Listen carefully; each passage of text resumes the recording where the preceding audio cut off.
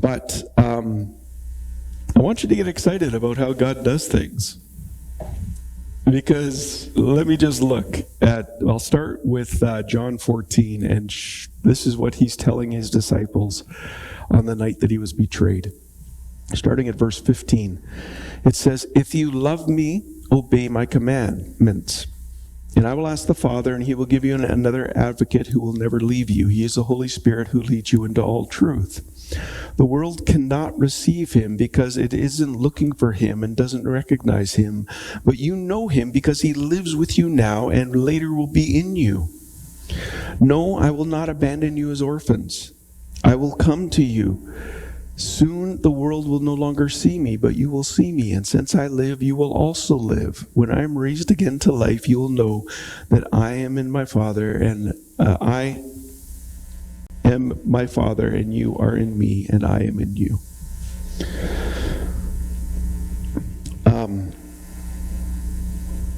How far am I going? 21. Okay.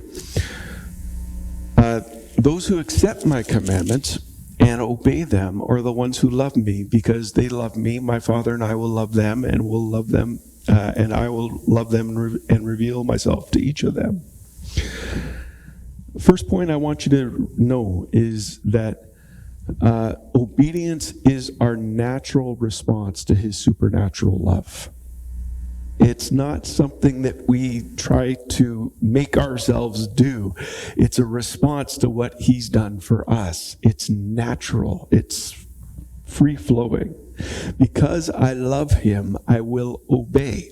And he's given me Holy Spirit to do that. Well, what if his commandments are hard? Well, don't worry. They aren't. This isn't in your notes, but go to 1 John chapter 5. 5, 1 and 3. 1 to 3. Where's 5?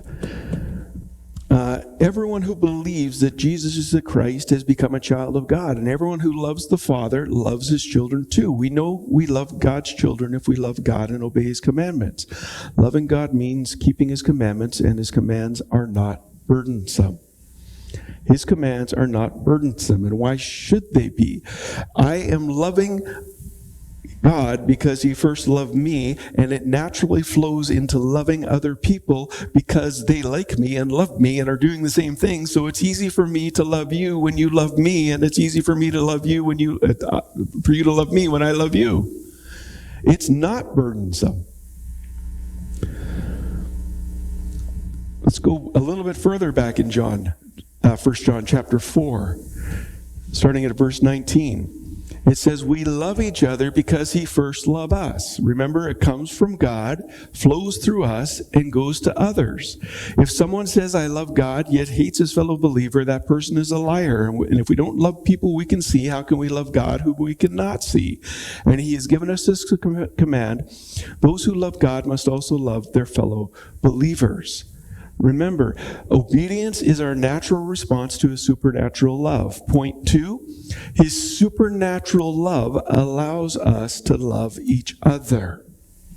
It's not just that he tells us to love each other. It's that he enables us to accomplish every good work prompted by our faith. He enables us to love each other when it's easier not to. I know I love God because I love other people, and his commands are not burdensome because it's easy for me to love you when you love me. But when it is burdensome, don't worry. I still have Holy Spirit helping me to love you. And you have Holy Spirit to help you to love me, because I know. Ask my wife. I'm not an easy person. Well, she says she's easy, but I contradict her. And that's what makes me unreasonable. Anyway, where are you, love? Don't turn the camera off now. Remember, obedience is our natural response to his supernatural love. His supernatural love allows us to love each other. Point 3, as we naturally respond to his love and love him and love others, we obey all of his commands.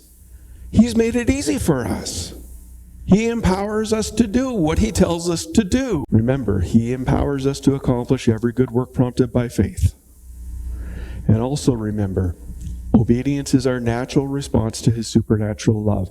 His supernatural love allows us to love each other, and we respond to his love and love him and love others.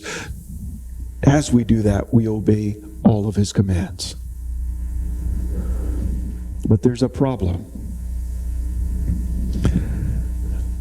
And the problem is we need to remain in his love. To love him and love others, we need to remain in his love. Look at what else John says Jesus told his disciples at the last day. John 15, starting at verse 5. He said, "Yes, I am the vine and you are the branches. Those who remain in me and I in them will produce much fruit. Apart from me, you can do nothing.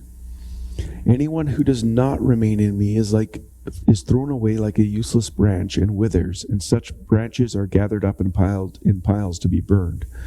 But if you remain in me and my words remain in you, you can ask me for anything you want and it will be granted.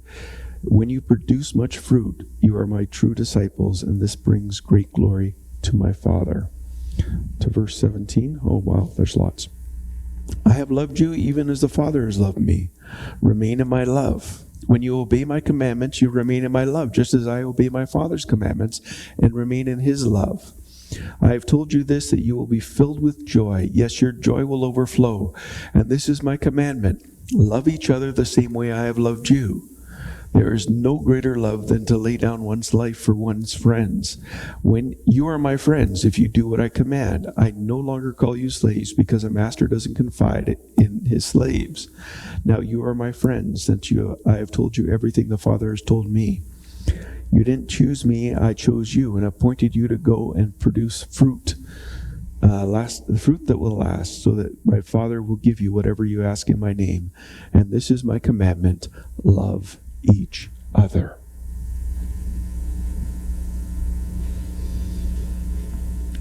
Obedience is our natural response to his supernatural love. His supernatural love allows us to love each other. As we naturally respond to his supernatural love and love him and others, we obey his commands. But we will not remain in his love if we don't obey what he empowers us to do.